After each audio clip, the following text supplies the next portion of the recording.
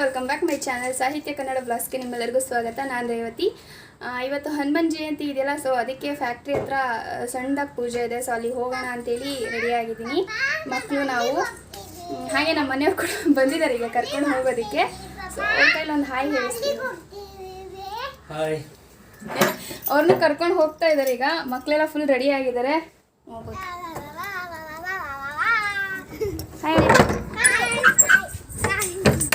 Full ಖುಷಿಯಾಗ್ಬಿಟ್ಟಿದ್ದಾರೆ ಕರ್ಕೊಂಡು ಹೋಗ್ತಿದ್ದೀವಿ ಅಂತ. ಬನ್ನಿ, ಅಲ್ಲಿ ಏನು ಪೂಜೆ ಇದೆ, ಏನು ಕತೆ ನೋಡ್ಕೊಂಡು ಶೇರ್ ಮಾಡ್ತೀನಿ.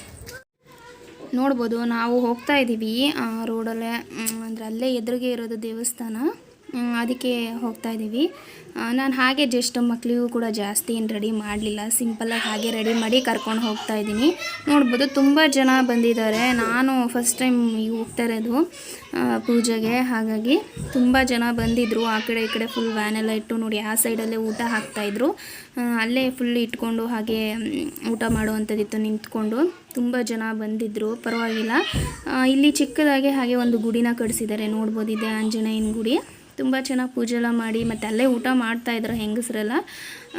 ಅಲ್ಲಿ ತುಂಬ ಜಾಗ ಇರಲಿಲ್ವಲ್ಲ, ಸೊ ಹಾಗಾಗಿ ಇಲ್ಲೇ ಕೂತ್ಕೊಂಡು ಊಟನೆಲ್ಲ ಮಾಡ್ತಿದ್ರು. ಅನ್ನ ಸಾಂಬಾರು, ಪಾಯಸ, ಹಾಗೆ ಬದನೆಕಾಯಿ ಪಲ್ಯ, ಉಪ್ಪಿನಕಾಯಿ ಈ ರೀತಿ ಎಲ್ಲ ಮಾಡಿದರು. ಅಡುಗೆ ಎಲ್ಲ ವೆರೈಟಿಯಾಗಿ ಬಂದಿದ್ರು. ತುಂಬ ಚೆನ್ನಾಗೇ ಇತ್ತು. ನೋಡ್ಬೋದು, ನಾವೀಗ ಒಳಗಡೆ ಹೋಗ್ತಾ ಇದ್ದೀವಿ. ಇದೆಲ್ಲ ಫುಲ್ ಅಡುಗೆದು ಊಟದ್ದು ಇಟ್ಕೊಂಡಿದ್ದು. ಒಳಗೋಗಿ ಹಾಗೆ ನಾನೊಂದು ನಮಸ್ಕಾರನ ಹಾಕ್ಕೊಂಡು ಕೈನ ಮುಗ್ಕೊಂಡು ಮತ್ತು ಅಲ್ಲಿ ಪ್ರಸಾದನ ಕೊಟ್ಟರು. ಹಾಗೆ ದೇವರಿಗೆ ಇದು ಮಾಡಿದ್ದು ಚೂರು ಪ್ರಸಾದನ ಹಾಗೆ ಹಾಕ್ಕೊಂಡು ತಿನ್ಕೊಂಡು ಬಂದ್ವಿ. ತುಂಬ ಚೆನ್ನಾಗಿ ಪೂಜೆ ಮಾಡಿದರು. ನೋಡ್ಬೋದು, ಮೊನ್ನೆ ಎಲ್ಲ ಪೈಂಟೆಲ್ಲ ಹೊಡೆಸಿದ್ರು, ಬಟ್ ಇವತ್ತೆಲ್ಲ ಚಪ್ಪರ ಎಲ್ಲ ಹಾಕಿ ನೀಟಾಗಿ ತುಂಬ ಚೆನ್ನಾಗಿ ಅಲಂಕಾರ ಮಾಡಿದರು. ಇದೊಂದು ಮುದ್ದಾಗಿತ್ತು ಪಾಪು, ತುಂಬಾ ಚೆನ್ನಾಗಿದೆ ನೋಡೋಕ್ಕೆ, ಕ್ಯೂಟಾಗಿ. ಹಾಗಾಗಿ ಆ ಪಾಪುನ ಹಾಗೆ ವಿಡಿಯೋ ಮಾಡಿಕೊಂಡೆ. ನೋಡ್ಬೋದು, ಇಲ್ಲೆಲ್ಲ ಶಿಸ್ತಾಗಿ ಹಾಗೆ ಒಂದು ಇದನ್ನು ಇಟ್ಟು ಹಾಗೆ ಊಟ ಅಲ್ಲೇ, ಅಡುಗೆ ಕೂಡ ಅಲ್ಲೇ ಮಾಡಿದ್ದು, ಅದೇ ಜಾಗದಲ್ಲಿ ಮಾಡಿ ಊಟಕ್ಕೆ ಹಾಕಿದ್ದು. ನಾನು ಊಟ ಮಾಡಲಿಲ್ಲ, ನನ್ನ ಮಕ್ಕಳು ತುಂಬಾ ರಗಳೆ ಮಾಡ್ತಿದ್ರು ಅಂಥೇಳಿ ಊಟ ಮಾಡಲಿಲ್ಲ. ಹಾಗೆ ಜಸ್ಟ್ ಪ್ರಸಾದ ಅಲ್ವಾ, ಸೊ ಒಂದು ಸ್ಪೂನು ಪಾಯಸ ಹಾಗೆ ತಿನ್ಕೊಂಡು ಬಿಟ್ಟು ಬರಬಾರ್ದು ಅಂಥೇಳಿ ಬಂದಿದ್ದು. ತಿನ್ಕೊಂಡು ಹಾಗೆ ಬಂದ್ವಿ. ಇಲ್ಲಿ ನೋಡ್ಬೋದು, ಮತ್ತೆ ನನ್ನ ಮಗ ಆ ಪಪ್ಪನ ಜೊತೆನೇ ತಿಂತೀನಿ ಅಂತ ಹೇಳ್ದೆ. ಹಾಗಾಗಿ ಅಲ್ಲೇ ಬಿಟ್ಟು ನಾನು ನನ್ನ ಮಗಳನ್ನ ಕರ್ಕೊಂಡು ಬಂದೆ. ಇದು ಹಿಂದಿನ ದಿನ ಅಮ್ಮ ಶುಕ್ರವಾರ ಹೊರಟರು ಬೆಂಗಳೂರಿಗೆ. ನಾನು ಎಷ್ಟೇ ಹೇಳಿದ್ರು ಕೇಳಲಿಲ್ಲ. ಇಲ್ಲ ಕೆಲಸಕ್ಕೆ ಹೋಗಬೇಕು, ತುಂಬ ರಜೆ ಆಗುತ್ತೆ ಇದ್ದರೆ ಅಂಥೇಳಿ ಕೇಳಲಿಲ್ಲ, ಹೊರಟರು. ನೋಡ್ಬೋದು, ಬೆಳಗ್ಗೆನೇ ರೆಡಿಯಾಗಿ ಹೊರಟರು 7:30 ಅಷ್ಟೊತ್ತಿಗೆ. ನಾನು ಬೆಳಗ್ಗೆ ಎದ್ದು ಅಕ್ಕಿ ರೊಟ್ಟಿ ಹಾಗೆ ಶೇಂಗಾ ಚಟ್ನಿನ ಮಾಡಿ ಕೊಟ್ಟಿದ್ದೆ. ಮತ್ತು ಬಸ್ಸಲ್ಲಿ ಏನಾರು ತಿನ್ನೋಕ್ಕೆ ಬೇಕಲ್ಲ ಅಂಥೇಳಿ ಹಾಗೆ ಅಮ್ಮನ ಕೈಲಿ ಒಂದು ಹಾಯ್ ಕೂಡ ಹೇಳಿಸ್ದೆ. ಹಾಗೆ ನನ್ನ ಮಗಳು ಕೂಡ ಒಂದು ಹಾಯ್ನ ಕೂಡ ಹೇಳಿದ್ಲು. ನನ್ನ ಮಗಳಿಗೆ ಒಂದು ಕಿನ್ನರ್ ಜಾಯ್ ಕೊಟ್ಟು ಸಮಾಧಾನ ಮಾಡಿದ್ರು ಅಮ್ಮ. ಯಾಕೆಂದರೆ ಅವಳು ಅಳ್ತಿರ್ತಾಳಲ್ವ, ಅಮ್ಮಗೆ ಹೋಗಕ್ಕೆ ಬಿಡೋದಿಲ್ಲ, ಯಾವಾಗ ಅಳ್ತಾ ಇರ್ತಾಳೆ. ಹಾಗಾಗಿ ಅಮ್ಮ ಒಂದು ಕಿನ್ನರ್ ಜಾಯ್ ಕೊಟ್ಟು ಸಮಾಧಾನ ಮಾಡಿ ಬಂದರು. ನನಗೆ ಬೇಜಾರಾಯಿತು. ಅವ್ರು ಹೋದಾಗೆಲ್ಲ ಬೇಜಾರಾಗುತ್ತೆ, ಯಾಕೆಂದರೆ ನಾವು 4 ಜನ ಇರ್ತೀವಿ ಯಾವಾಗೂ. ಅಮ್ಮ ಬಂದಾಗ ಒಂಥರ ಖುಷಿ, ಬೇಗ ದಿನ ಕಳೆದೋಗೋದೇ ಗೊತ್ತಾಗಲ್ಲ. 4 ದಿನ ಇದ್ದರು, 4 ದಿನ ಎಷ್ಟು ಬೇಗ ಕಳೀತು ಅಂತಲೇ ನಂಗೆ ಗೊತ್ತಾಗಿಲ್ಲ. ತುಂಬನೇ ಬೇಜಾರಾಯಿತು ಅವ್ರಿಗೆ ಹೋಗಿದ್ದು. ಅಮ್ಮಂದಿರು ಹೋಗ್ಬೇಕಾದ್ರೆ ಮಕ್ಕಳಿಗೆ ಅಲ್ವಾ ಯಾವಾಗೂ ಹಾಗೆ ಬೇಜಾರಾಗುತ್ತೆ ಅಲ್ವಾ. ಸೊ ಅಮ್ಮನ ಮನೆಯಿಂದ ಬರಬೇಕಾದ್ರೂ ಅಷ್ಟೇ, ಅಮ್ಮ ನಮ್ಮ ಮನೆಯಿಂದ ಬಂದು ಹೋಗಬೇಕಾದ್ರೂ ತುಂಬಾ ಬೇಜಾರಾಗುತ್ತೆ. ಆದರೆ ಏನು ಮಾಡೋಕ್ಕಾಗಲ್ಲ, ಅನಿವಾರ್ಯ ಅಲ್ವಾ. ಸೊ ಹಾಗಾಗಿ ಸುಮ್ಮನಾದೆ.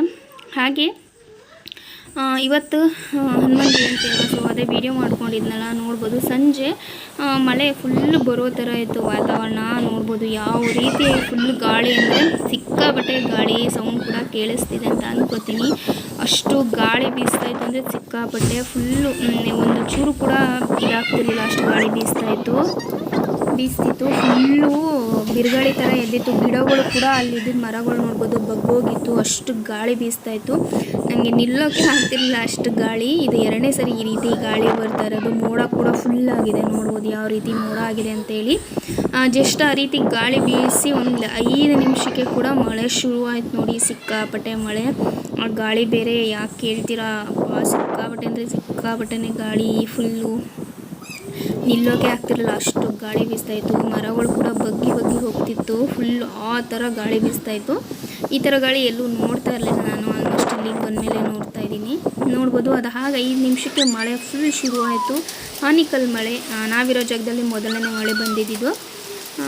ಈ ವರ್ಷದ್ದು ಮೊದಲನೇ ಮಳೆ ಅಂತ ಅನ್ಕೋತೀನಿ ನಮ್ಮ ಸೈಡು. ಏಕೆಂದರೆ ಎಲ್ಲ ಕಡೆ ಮಳೆ ಬರ್ತಿತ್ತು, ಬಟ್ ನಾವಿರೋ ಜಾಗದಲ್ಲಿ ಮಳೆ ಒಂದು ಸರಿ ಕೂಡ ಬಂದಿರಲಿಲ್ಲ ಇಷ್ಟು ದಿನದಲ್ಲಿ. ಇವತ್ತು ಬಂತು. ನೋಡ್ಬೋದು, ಆನಿಕಲ್ ಕೂಡ ಬಿತ್ತು. ತುಂಬಾ ಖುಷಿ ಆಯಿತು. ಒಂದು ಆನಿಕಲ್ನ ಎತ್ಕೊಂಡ್ವಿ. ಹಾಗೆ ಕೆಳಗೆಲ್ಲ ನೋಡ್ಬೋದು ಬೀಳ್ತಾ ಇದ್ದಾವೆ ಸುಮಾರು. ಬಟ್ ತಿನ್ನಬಾರ್ದಲ್ಲ, ಹಾಗಾಗಿ ತಿನ್ನಲಿಲ್ಲ. ತುಂಬಾ ಗಾಳಿ ಬೀಸ್ತಾಯಿತ್ತು, ಅದು ಗಾಳಿ ಸಮೇತನೇ ಮಳೆ ಫುಲ್ಲು ಬೀಳ್ತಾಯಿತ್ತು.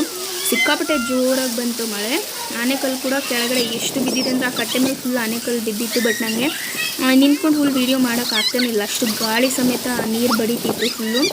ನಾನು ಹಾಗೂ ಹೋಗಿ ಅದೇ ರೀತಿ ವೀಡಿಯೋನ ಮಾಡ್ಕೊತಿದ್ದೆ. ನೋಡ್ಬೋದು ನಾನು ಬಾಗಿಲು ಕೂಡ ಹಾಕೋತಿದ್ದೆ, ಯಾಕೆಂದರೆ ಅಷ್ಟು ಫುಲ್ಲು ಜೋರು ಗಾಳಿ ಮತ್ತು ಗುಡುಗು ಕೂಡ. ಆನೆಕಲ್ಲು ತುಂಬಾ ಬಿತ್ತು, ಒಂದು ರೌಂಡ್ ಫುಲ್ಲು. ತುಂಬ ಖುಷಿ ಆಯಿತು ಆನೆಕಲ್ಲು ನೋಡಿದೆ. ಸುಮಾರು 2-3 ವರ್ಷನೇ ಆಯಿತು ಅಂತಲೇ ಹೇಳ್ಬೋದು. ಬಟ್ ಈ ಸರಿ ನೋಡಿದೆ ಆನೆಕಲ್ಲು ನಾನು. ಆ ಥರ ಗಾಳಿ ಮಳೆ ಫುಲ್ಲು. ನಿಮ್ಮ ಸೈಡ್ ಹೇಗೆ ಮಳೆ ಬರ್ತಾ ಇದೆಯಾ, ಹೇಗಿದೆ ವಾತಾವರಣ ಅಂತೇಳಿ ದಯವಿಟ್ಟು ಕಮೆಂಟಲ್ಲಿ ತಿಳಿಸಿ. ನೀವು ಈ ರೀತಿ ಮಳೆ ಬರಬೇಕಾದ್ರೆ ಎಷ್ಟು ಖುಷಿ ಪಡ್ತೀರ ಅಂತ ಕೂಡ ತಿಳಿಸಿ. ನನಗಂತೂ ತುಂಬಾ ಖುಷಿ ಆಗುತ್ತೆ ಈ ರೀತಿ ಮಳೆ ಬಂದಾಗ. ನೆನೆಯಬೇಕು ಅನಿಸುತ್ತೆ, ಬಟ್ ನೆಂದರೆ ಎಲ್ಲಿ ಜ್ವರ ಬರುತ್ತೆ ಅಂತೇಳಿ ನೆನೆಯೋದಿಲ್ಲ. ಸೊ ನೀವೇನು ಮಾಡ್ತೀರಾ ಈ ರೀತಿ ಮಳೆ ಬಂದಾಗ ಅಂತ ಹೇಳಿ, ಎಷ್ಟು ಖುಷಿ ಆಗುತ್ತೆ ಅಂತ. ಹಾಗೆ ಇವತ್ತಿನ ವಿಡಿಯೋ ನಿಮ್ಮೆಲ್ಲರಿಗೂ ಇಷ್ಟ ಆಗಿದೆ ಅಂತ ಅನ್ಕೋತೀನಿ. ಇಷ್ಟ ಆದರೆ ಒಂದು ಲೈಕು, ಶೇರು, ಕಮೆಂಟು. ಹಾಗೆ ನನ್ನ ಚಾನಲ್ಗೆ ಸಬ್ಸ್ಕ್ರೈಬ್ ಆಗಿಲ್ಲ ಅಂದರೆ ಪ್ಲೀಸ್ ಸಬ್ಸ್ಕ್ರೈಬ್ ಆಗಿ. ಪಕ್ಕದಲ್ಲಿ ಬರೋ ಬೆಲ್ನ ಆಲ್ ಅಂತ ಸೆಲೆಕ್ಟ್ ಕೊಡಿ. ಯಾವುದೇ ವಿಡಿಯೋ ಹಾಕಿದ್ರು ನೋಟಿಫಿಕೇಷನ್ ಮೊದಲಿಗೆ ಸಿಗುತ್ತೆ. ದಯವಿಟ್ಟು ಎಲ್ಲರೂ ಪೂರ್ತಿ ವಿಡಿಯೋ ನೋಡಿ ಸಪೋರ್ಟ್ ಮಾಡಿ. ಮಳೆ ನಿಂತೋದ್ಮೇಲೆ ನೋಡ್ಬೋದು ಯಾವ ರೀತಿ ನೀರು ತುಂಬಿದೆ ಅಂತ. 1 ಅವರ್ ಮಳೆ ಚೆನ್ನಾಗಿ ಹೋಯಿತು. ಸೊ ಚೆನ್ನಾಗಿ ಹೋಯ್ತು, ನಂತರ ಮಳೆ ನಿಂತು, ಕರೆಂಟ್ ಕೂಡ ಇಲ್ಲ. ಸೊ ಇವತ್ತಿನ ವಿಡಿಯೋ ಇದಾಗಿತ್ತು. ನಿಮ್ಮೆಲ್ಲರಿಗೂ ಇಷ್ಟ ಆಗಿದೆ ಅನ್ಕೋತೀನಿ. ಇಷ್ಟ ಆದರೆ ಗೊತ್ತಲ್ಲ, ಲೈಕ್ನ ಮಾಡಿ. Thank you for watching. Next video ಸಿಗೋಣ.